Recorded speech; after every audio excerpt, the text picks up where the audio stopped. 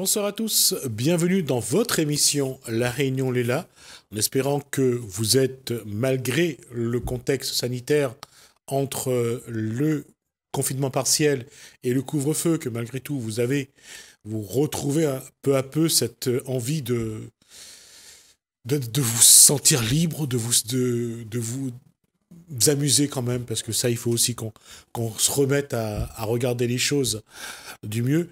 Mais ne pas le faire comme au cinéma. Quand on a ouvert la porte du cinéma, tout le monde est parti. Ça a duré une semaine. Après, tout le monde est resté à la maison. Donc, mais il faudra quand même réapprendre. Et ça, je crois que c'est quelque chose d'important. Réapprendre les gestes de la vie de tous les jours. Et je pense que ça ne va pas être simple. Mais on va se poser une question. Est-ce que si on fait une photo, pas une selfie, mais une photo, est-ce que si on fait cette photo, est-ce que ça va être intéressant ? Est-ce que ça peut nous montrer notre joie de vivre? On va en parler avec un photographe et avec Koussoum Lolibou dans Cosmo Rayonné.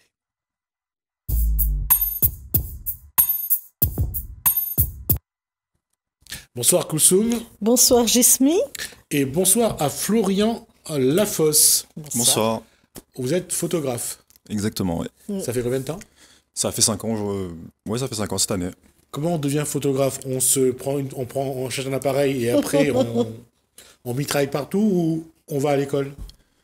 De mon côté, on va pas à l'école, non. On est plutôt autodidacte. J'ai commencé en 2016. J'étais en licence de sciences politiques à Lille. Et pendant la première année, je me suis rendu compte que bon, ça allait pas trop être ça. Du coup, j'ai quand même fini ma licence, mais entre-temps, j'ai commencé à m'intéresser à la photo, surtout sur YouTube, etc. Et voilà. Licence de sciences politiques? Exactement, ouais. C'est un grand écart, là. Je ne vais peut-être pas aller sur cette posture gymnastique, mais je vais quand même poser la question, c'est... Pourquoi je dis ça? Parce que quand on parle de sciences politiques, on fait souvent référence à l'histoire et aux clichés de l'histoire. Exact. Et ça a beaucoup à voir avec ma photographie, je trouve aussi. C'est que, en gros, ma façon de voir la photo, c'est plutôt une démarche sociologique, une démarche en rapport aussi avec la science politique. C'est-à-dire, on utilise la photo comme témoin pour voir comment est la société aujourd'hui. C'est plus comme ça que je vois la photographie. Parce que là, quand on parle de... Et là encore, on revient, je reviens sur des images de la politique, sur les images d'abord et les photos ensuite. Parce que, avec le temps, on se rend compte, et ça, si je pense que aujourd'hui vous êtes arrivé à une certaine maturité, voilà, c'est d'analyser une photo, de comprendre ce qu'une photo peut apporter comme information. Aujourd'hui, c'est compliqué parce on est tellement submergé par les informations, par toutes les photos, par toutes les vidéos, parce que c'est à la portée de tout le monde. Avant, c'était pas tout le monde qui pouvait faire des photos. Avant, c'était à l'argentique, c'était très lent. Une photo, on voyait pas ce que ça donnait, il fallait la développer. Maintenant, tout le monde a la possibilité de faire des photos. Avec son smartphone, tout le monde est photographe et tout le monde est caméraman. Et journaliste aussi. Il y a des gens qui se prennent pour des journalistes aussi. J'ai dit, alors ça c'est quelque chose que Koussoum Lolibou a vu et que Florian Lafosse a également vu. Ce cliché, enfin c'est des images qu'on a vues. Cette dame qui donne, ou cet homme qui donne son enfant aux soldats américains en Afghanistan. Évidemment. C'est un cliché aussi, ça est devenu un cliché. Cette photo-là, on la montre partout actuellement. Ouais. Comme les images d'ailleurs. Qu'est-ce que vous en pensez? Qu'est-ce que ça vous apporte? Alors déjà, moi en tant que mère, cette affaire de donner, en tant que mère et femme, cette histoire en Afghanistan me touche énormément. Mais en tant que mère, alors au moment où on donne son enfant, c'est quand même un geste fort. On ne donne pas son enfant comme ça et à n'importe qui. Et là, c'est comme si voilà, on enlevait une partie de soi, on faisait on rejetait une partie de soi, quoi. Alors, parmi les explications données pour commenter ces images, c'est que les parents étaient sûrs que si l'enfant restait en Afghanistan, il ne grandirait pas, il mourrait. Est-ce que là, cette image, et je pense que cette image a dû toucher toutes celles et tous ceux qui l'ont vue. Devenu insupportable même des fois à regarder. Oui. C'est voir justement dans l'histoire de la photo, comment des clichés peuvent autant toucher, peuvent déclencher des émotions, peuvent déclencher des postures. Des postures. Mais ça, c'est le propre de la photo. C'est vraiment quand on est un bon photographe, la plupart du temps, on utilise ça comme outil vecteur d'émotion. C'est-à-dire, ben là, on a vu cette photo-là, ça a réagi, ça crée une réaction en nous. Là, ça devient insupportable parce qu'on en voit souvent. Mais c'est ça, à la base, c'est juste faire voyager l'émotion à travers une image uniquement. Oui. Un bon photographe, c'est vous qui avez dit, c'est quoi un bon photographe? Un bon photographe, je pense que c'est quelqu'un qui arrive à faire ressortir le subjectif dans ses photos, c'est-à-dire tout ce qui le touche personnellement. Je trouve que dans le monde où, comment dire, tout est tourné autour de l'ego des gens, etc., on a besoin de messages qui parlent de personne à personne, de parler du réel. C'est-à-dire que quand je fais une photo, je montre un peu de ma personne et je le donne un peu au monde pour qu'il voit un peu comment moi je vois les choses à travers une partie de Florian passe à travers en fait ce regard, en fait le regard. Exactement, c'est ça. Pourquoi je dis ça? Parce que être bon, être pas bon, être excellent ou ne pas, c'est très aléatoire. Oui, exactement. Surtout j'allais dire, dans la culture. Parce que parfois, quand on regarde une photo, on voit la photo, on dit qu'elle est belle. Mais est-ce qu'elle a été tirée avec un déclencheur d'image qui va faire 100 ou 200 photos et on va choisir la plus belle dedans? Et on dirait que le photographe, il est excellent. Mais il aura fait 200 photos pour qu'on ait une bonne. C'est un métier aussi, hein? Oui, tout à fait, c'est un métier. C'est un métier. Non, ce que j'essaye de dire, de faire comprendre, c'est que après, être bon ou ne pas être bon, c'est une question très aléatoire. Oui, c'est subjectif. Très subjectif. Ouais, alors, ce que vous pouvez trouver bien, vous pouvez penser le contraire. Ouais. Exactement. Comment vous est venue cette envie de faire des photos?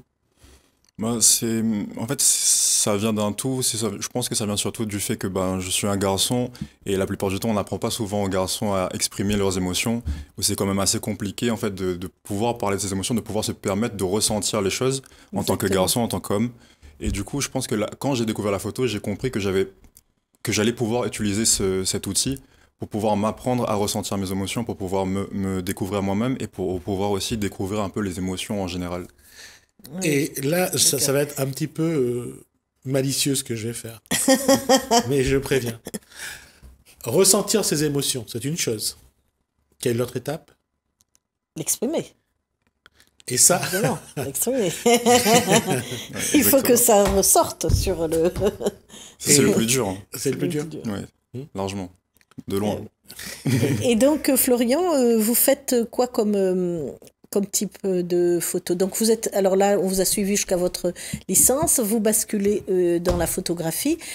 Ensuite, on ne devient pas photographe, on n'obtient pas les contrats comme ça, facilement. Vous étiez où?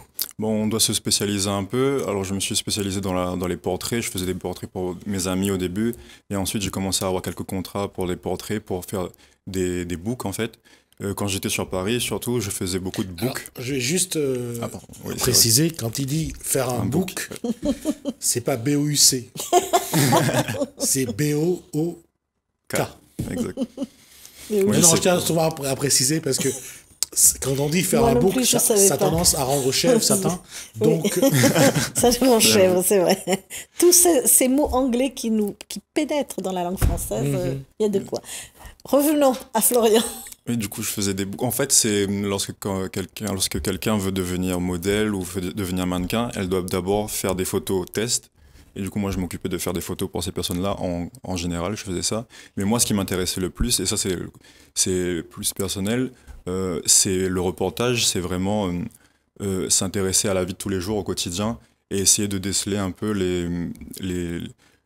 le côté magnifique un peu de notre quotidien. Et moi, mon quotidien, il est plus ancré à La Réunion. C'est pour ça que je suis revenu à La Réunion et que j'ai envie de redécouvrir un peu les images de mon enfance ici. Et il y a aussi une chose si on remonte dans les années 90, je ne sais pas si vous étiez déjà né d'ailleurs, non, c'est pas pour critiquer, c'est pour dire, parce que la passion de la photo à ce moment-là, c'est des gens qui étaient planqués pendant des jours et des jours pour un cliché. D'accord.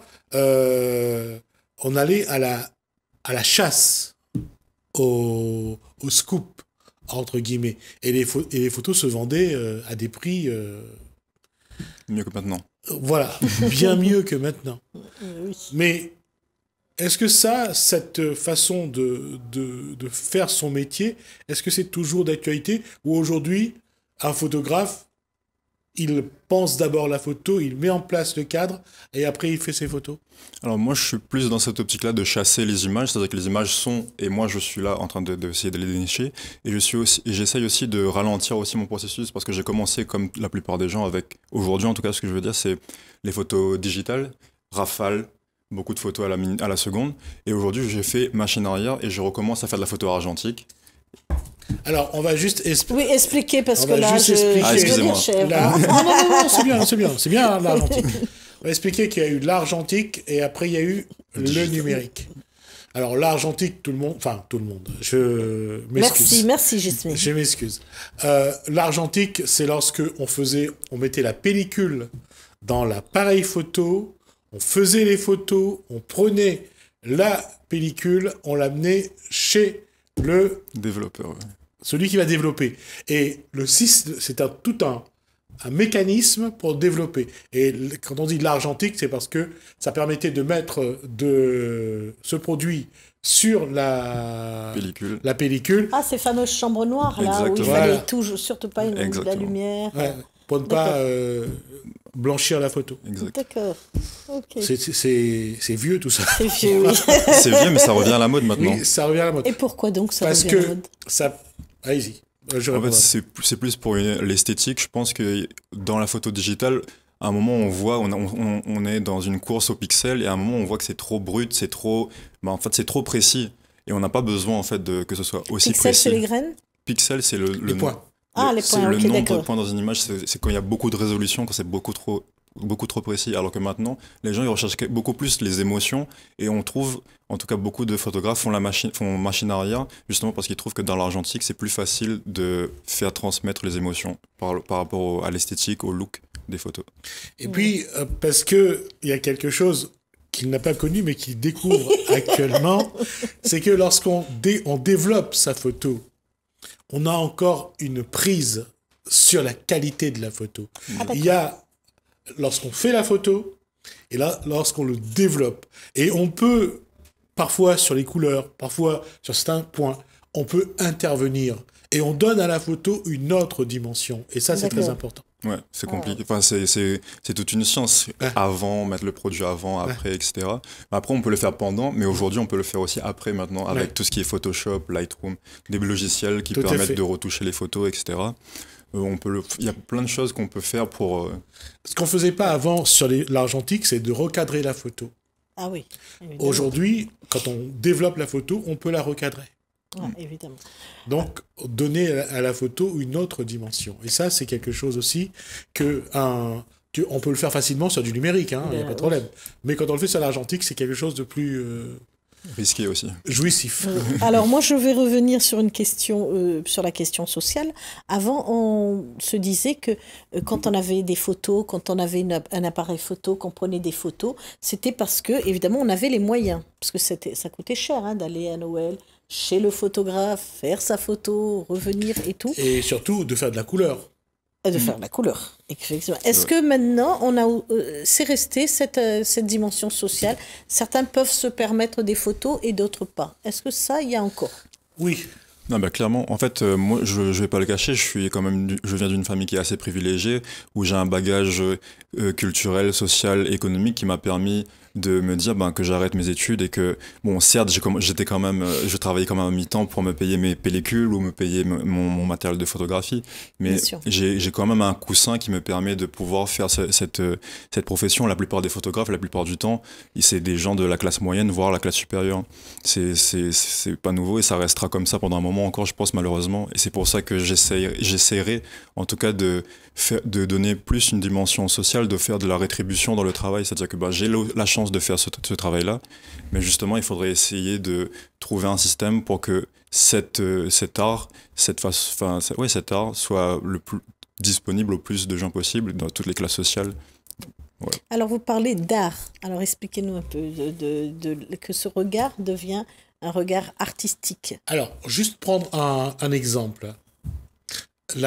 Cette photo de deux amoureux qui s'embrassent à Paris. Robert Doisneau. Oui. Robert Doisneau.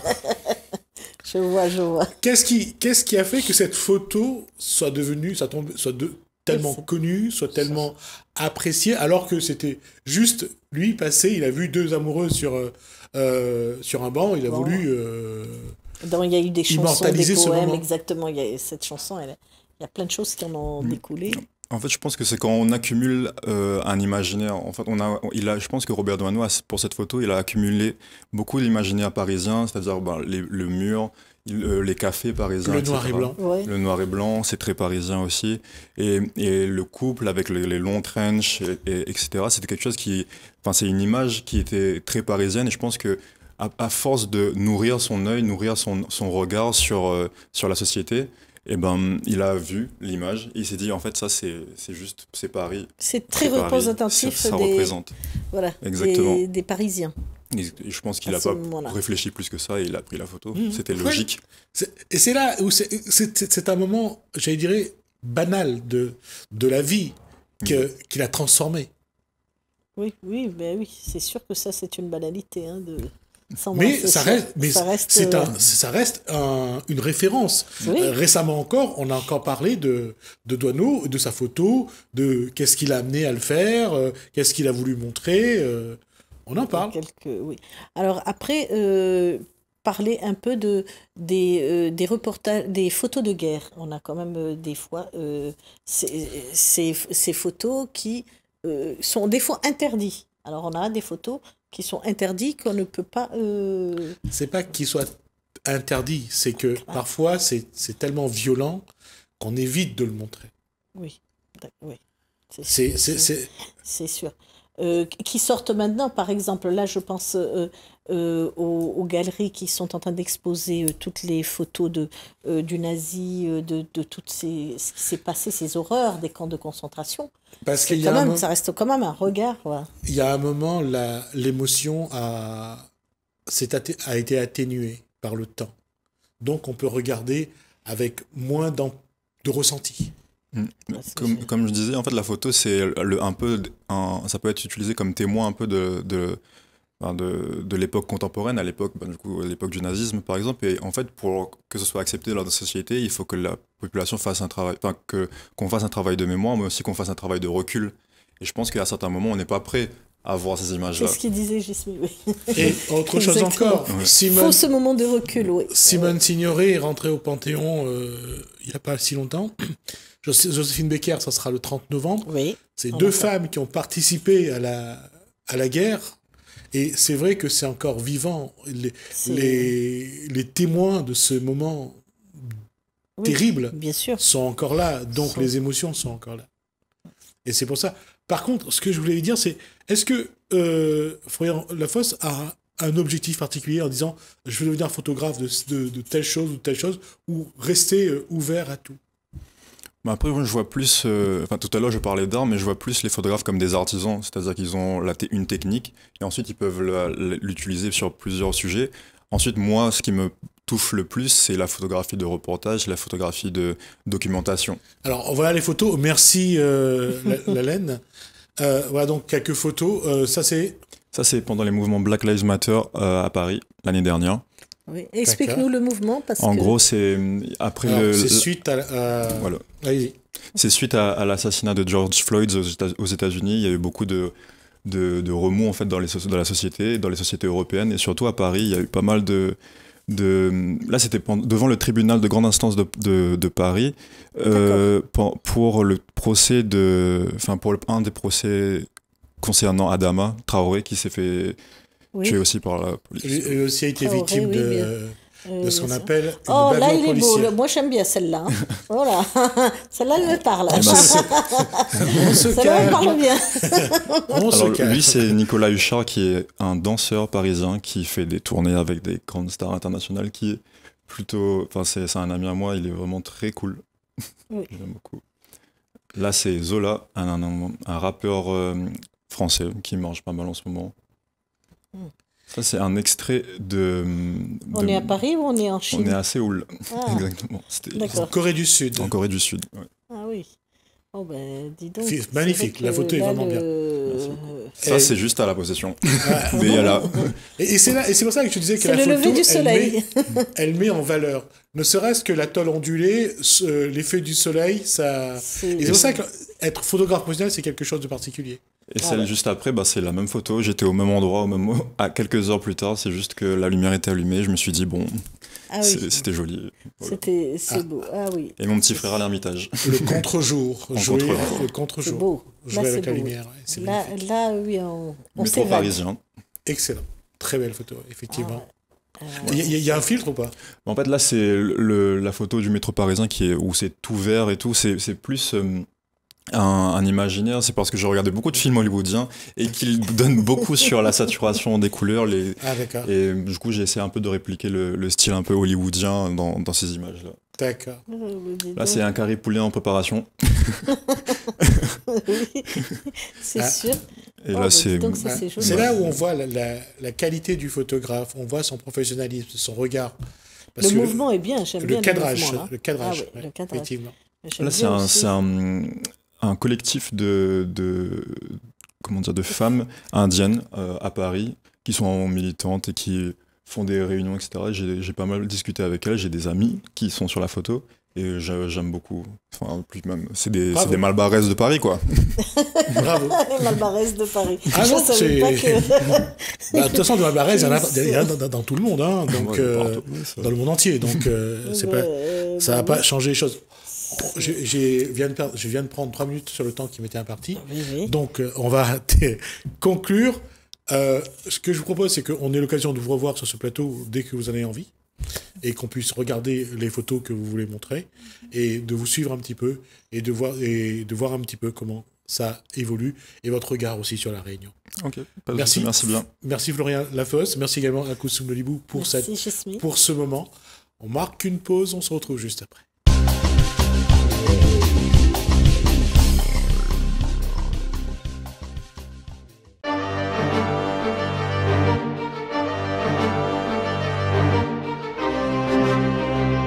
La CRES, c'est la Chambre régionale de l'économie sociale et solidaire de la Réunion, qui est une fédération, un mouvement et qui réunit toutes les familles de l'économie sociale, à la fois les associations, les coopératives, les fondations, les mutuelles et les entreprises d'utilité sociale. Pour vous, qu'est-ce qui différencie l'économie sociale et solidaire de l'économie? L'économie sociale est dans l'économie. Mais c'est une forme d'entreprendre et c'est aussi une manière de fonctionner qui est différente. Donc les finalités de l'entreprise se distinguent des autres puisque la finalité n'est pas faire que du profit mais de développer des projets qui ont une finalité soit sociale ou sociétale. Voilà. Dans le contexte d'aujourd'hui où l'économie a beaucoup de mal, qu'est-ce que propose l'économie sociale et solidaire? L'économie sociale est pourvoyeuse de solutions, elle devance énormément. C'était le cas par exemple il y a quelques années sur les services à la personne, où il n'y avait que des associations qui le faisaient. Et aujourd'hui on se rend compte qu'il y a énormément d'entreprises et de structures associatives qui sont positionnées sur ce marché. Voilà. Donc l'économie sociale peut répondre à des besoins et des enjeux de tout type. Ça peut être sur l'économie circulaire, ça peut être sur le tourisme, comme on le voit aujourd'hui. Ça peut être aussi sur des enjeux de développement de nouvelles technologies à travers des plateformes de coopération nouvelles. Ça peut être sur le lien aux habitants et aux personnes âgées, puisque il y a toujours aussi des réponses à inventer de ce côté-là. Donc voilà, tout ce qui touche à l'humain, la réponse à des besoins humains, c'est l'économie sociale qui est généralement bien outillée et dotée pour le faire. Il y a quand même un hic. On regarde l'économie sociale et solidaire un petit peu comme le parent pauvre de l'économie. Alors, c'est vrai que l'économie sociale n'est pas forcément reconnue à sa juste valeur pour sa réelle contribution au territoire, à l'économie, à la dimension sociale qu'on peut connaître dans nos sociétés. Par contre, elles sont là, ça augmente. Il y a toujours une contribution beaucoup plus forte. Et à La Réunion, on voit que sur les 10-15 dernières années, il y a toujours eu une sacrée évolution en termes de poids, d'emploi, de compétences, de services offerts à la population. Donc, c'est une économie qui est en devenir, qui est une économie aussi d'avenir, et du coup il y a de plus en plus de politiques publiques qui reconnaissent cette économie. Aujourd'hui, qu'est-ce qu'il faudrait montrer pour que les gens regardent l'économie dans sa dimension réelle, l'économie sociale et solidaire dans sa dimension réelle? Il y a plusieurs niveaux. Le premier niveau, c'est bien sûr la dimension service. Donc la population doit repérer aussi toutes ces structures, puisqu'en fait l'économie sociale, souvent, c'est des choses qui se passent à l'intérieur. Et ça ne se voit pas forcément dans le service. On a tendance à confondre ce que propose une structure de l'économie sociale et ce que propose une structure classique. Donc voilà, derrière, c'est aussi rendre lisible ce que peuvent faire les acteurs de l'ESS. La deuxième chose, c'est bien sûr au niveau de la coopération. Il y a des liens, il y a des manières de faire de la coopération qui appartient à l'économie sociale et solidaire, des alliances fortes. Et ça aussi, c'est une approche collective qui est une caractéristique qu'on retrouve dans beaucoup d'acteurs. Et la troisième chose, c'est au niveau des politiques publiques, c'est-à-dire que voilà, une vraie reconnaissance, non pas que d'un petit morceau comme on a tendance à le voir, soit l'associatif, soit des thématiques, soit des secteurs, mais voir l'ensemble de ce que ça peut représenter à l'échelle de notre région par exemple, pour justement prendre en compte la vraie plus-value par rapport à nos enjeux de société. La question, c'est pourquoi aujourd'hui les politiques publiques n'intègrent pas à sa juste valeur l'économie sociale et solidaire dans l'économie? Alors il y a plusieurs raisons historiques. La première, si on prend l'exemple de La Réunion, c'est que l'économie sociale a été souvent associée à une dimension sociale. Voilà. Et donc on considère que c'est la partie non marchande, aide, et c'est resté, je dirais, sous parfois des statuts uniques. Voilà, on connaît bien le statut associatif. On a tendance à considérer l'économie sociale comme une association qui fait de l'humanitaire ou du social. Or que c'est beaucoup plus riche que ça. À La Réunion, comment cette économie sociale et solidaire se manifeste? C'est manifesté dans les années 1800 comme un terreau d'entraide et de solidarité. Et elle a évolué pour toucher énormément de champs, le sport, la culture, l'environnement aujourd'hui, mais aussi la santé. Et en fait, l'économie sociale est une économie qui va toucher tous les secteurs.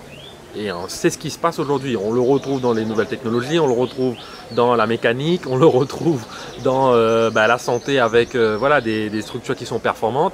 Donc l'économie sociale est en train de prendre sa place dans différents secteurs de l'économie rayonnaise et c'est constant depuis une quinzaine d'années. Comment voyez-vous l'évolution de l'économie sociale et solidaire à La Réunion? Alors cette évolution va passer par plusieurs étapes, puisque en fait c'est une économie qui se co-construit. Donc tous les travaux que nous menons avec les acteurs du terrain font ressortir des enjeux très forts sur le retour à l'humain, donc de ce lien. Voilà, parce que les nouvelles technologies ont tendance à créer de la distance et il nous faut toujours créer cette gouvernance, cette dimension collective dans tous les projets. Donc l'économie sociale, c'est quand même une économie du lien. On est aussi sur de l'économie collaborative. Donc l'économie sociale a beaucoup de choses à apporter là-dessus. Et on est aussi sur une économie qui peut apporter des solutions sur de l'économie circulaire. Donc toutes ces formes nouvelles d'économie sont en train de prendre une vraie dimension structurante dans les prochaines années. On a aussi l'économie qui touche aussi à nos fondamentaux, l'hébergement, la santé, les services à nos seniors. Donc ça aussi c'est une économie qui est en train de prendre essor et qui est en train de muter puisqu'on se rend compte que ces formes de services de proximité sont demandées par la population.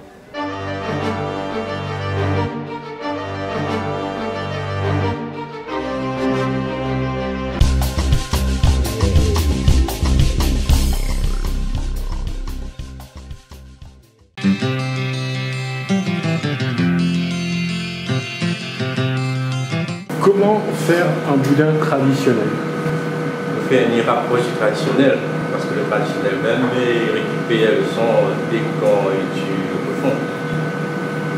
Et vu que l'on a des normes à respecter, on a quand même des règles, nous prenons le son à l'abattoir, nous le tremper avec le pain racine. Après, disons, une demi-heure, quand il est bien trempé, nous écrasons le sang. Nous mettons les oignons verts, le PSC, on ne fait pas cuire. Après, nous on passe au chou. Le chou, on fait aussi avec la graisse, les épices, le sel, le poivre. On met aussi du gingembre, du thym aussi. Et les produits de base. Par rapport à avant, est-ce que le boudin il fait comme avant? Il rapproche, mais avant on l'avait comme dit, quand tu piques le cochon, tu récupères le sang, le pain était déjà dedans, et, il fait des trempes, il est quasiment pareil, sauf que là maintenant, le seul truc qu'il change à nous, comme nous fait beaucoup, maintenant nous cuit plus à l'eau, nous cuit dans un four mix.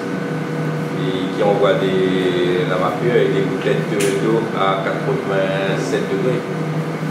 Et il revient à peu près pareil. Aujourd'hui, quand on voit le client, il apprécie toujours le boudin, on voit par rapport à la quantité que vous produisez. Oui. Après, là, c'est un client et comment dire ça? Ça n'a pas fait la différence. Des fois, quand tu viens dans le labo, tu vois comment il fait cuire. Si tu fais, enfin, quand il fait cuire dans l'eau, l'explication, dans longtemps, il fait cuire à l'eau. Parce que il fait quand même au minimum 70 kilos. C'est pas évident la semaine. Mais après, quand il y avait le week-end, 2 fois, 3 fois plus. Et puis ça alors, comme je dis, si la température a manqué de l'eau, ça ne peut pas faire rien qu'un kilo, là, peut faire au moins bon, 35-40 kilos. Vu que dans le four elle est contrôlée, la température, on en a le temps aussi, pas besoin à chaque fois regarder, on a une cuisson uniforme, mais on n'inquiète pas, on peut la mettre dedans. Un client, quand il échange avec vous avez plus de piment, d'oignons verts, plus de choux. Il arrive parce que des fois il y a des périodes où on en a moins de choux, moins d'oignons verts. On essaye de doser. Mais l'oignon n'est pas bête, tu remarques. Le plus explicateur. Comment manger boudin vraiment dans la tradition? C'est dès que les chaud, un bout de pain, un gazon de riz? Ah oui, quand il est chaud, parce qu'un boudin, quand il ne faut pas dire. T'as des gens qui mangent pas, mais avec guerre. Si vous voulez, quand vous allez, la graisse coule encore, vous voulez un petit morceau de pain, tu peux mettre le billet dessus, et ça va l'être.